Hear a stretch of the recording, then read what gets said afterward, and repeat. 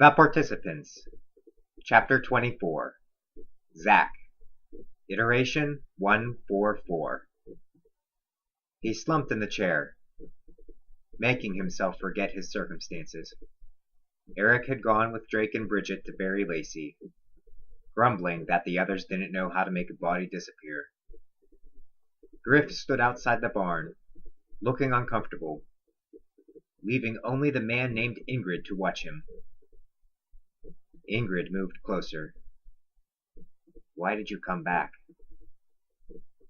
Zack shook his head, not sure he knew the answer anymore.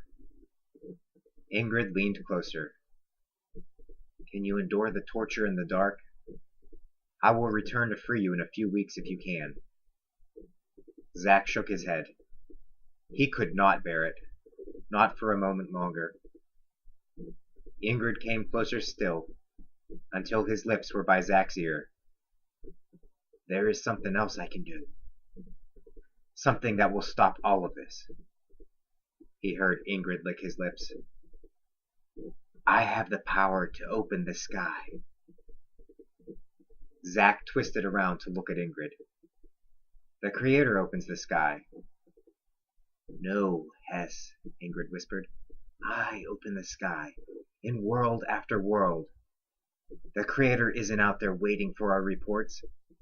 The Creator sacrifices itself to bring a world into existence, and to sustain every particle of matter. Until I open the sky, there is no Creator. There is only the world and us." Zack swallowed.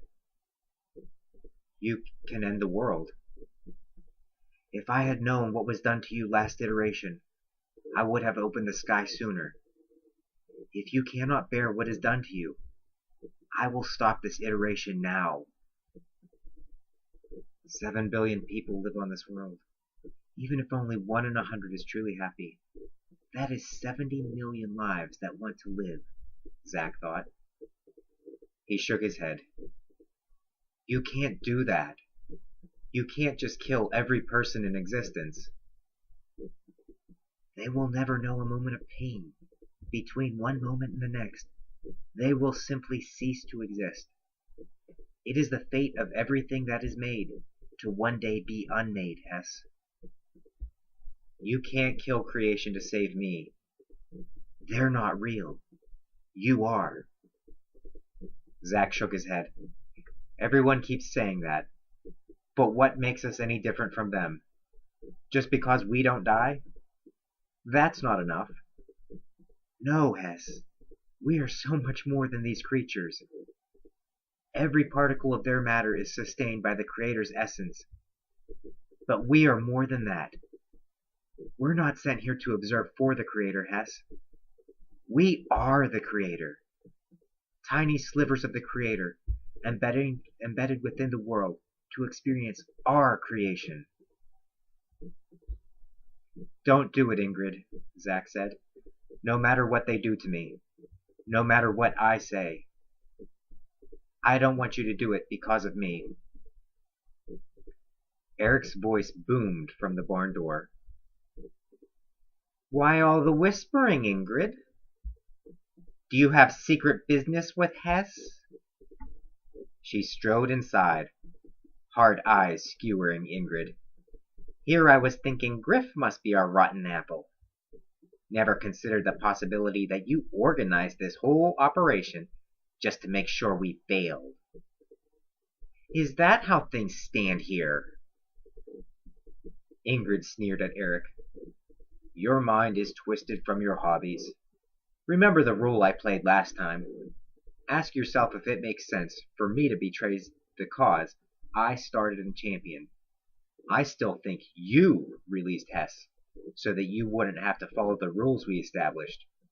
The reason I am whispering with Hess is I wanted him to tell me the truth of his escape." Eric looked back and forth between the two of them before settling her gaze on Zack. "I'll get the truth out of him."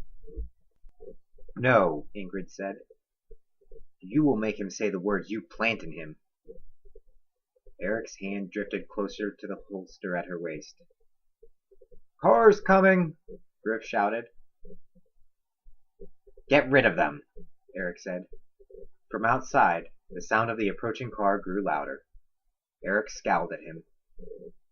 Be very quiet, Hess. Things can always get worse. Always. The car's engine grew louder. Zack heard Griff's shouts for the vehicle to get off private property. The car door opened. Griff repeated his demand. A shot rang out. Shit, Eric said. She pulled free her handgun and ran to crouch at the side of the open barn door. Ingrid ran to the other side. From where he sat, Zack saw Bridget emerge from the house, take a hit to her shoulder, and duck back inside. Quebec strode into view, handgun held at the ready, swiveling to point first towards the house, then towards the barn, then back again. Eric took aim.